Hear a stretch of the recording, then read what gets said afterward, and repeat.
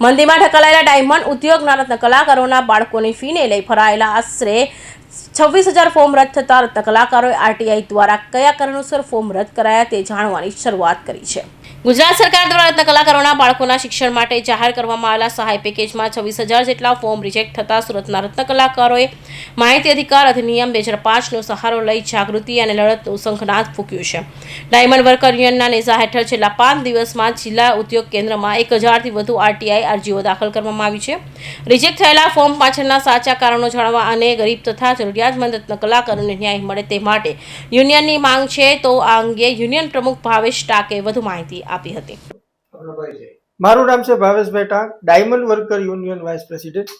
સુરત ખાતે ગુજરાત સરકાર દ્વારા રત્ન કલાકારો માટે જે શિક્ષણ સહાય પેકેજ જાહેર કરવામાં આવ્યું હતું, આ શિક્ષણ સહાય પેકેજની અંદર 74,000 કરતાં વધારે રત્ન કલાકારોએ સુરત ખાતે ફોર્મ ભર્યા હતા, જ્યારે 50,000 ફોર્મ પાસ કરવામાં આવ્યા હતા અને 26,000 ફોર્મને રિજેક્ટ કરવામાં આવ્યા હતા।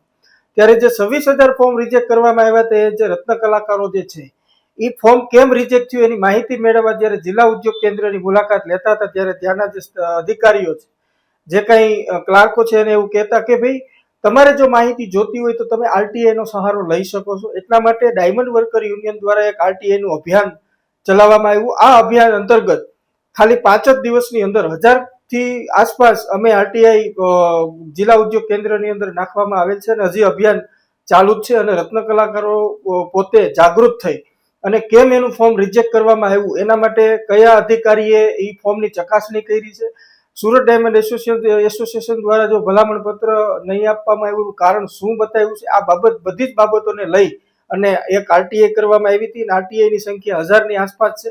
તો આ તમામને એક જાગૃત કરવાનું એક અભિયાન ડાયમંડ વર્કર યુનિયન દ્વારા ચલાવવામાં આવ્યું છે અને સરકારને એવી વિનંતી કરીએ છીએ કે યોગ્ય કારણોસર જો ફોર્મ રિજેક્ટ કરવામાં આવ્યા હોય તો અમને કંઈ વાંધો નથી, પરંતુ આમાં ઘણા બધા એવા પરિવારો છે જે રેન્ટ ઉપર રહે છે અને જે હકીકત અને ફીની જરૂર છે, તો ફોર્મ પાસ કરવામાં આવે એવી પણ અમે સરકાર પાસે અપેક્ષા રાખીએ છીએ। આરટીઆઈમાં જે માહિતી માંગી છે, લાગે છે તમને કે આ યોગ્ય જવાબ મળશે?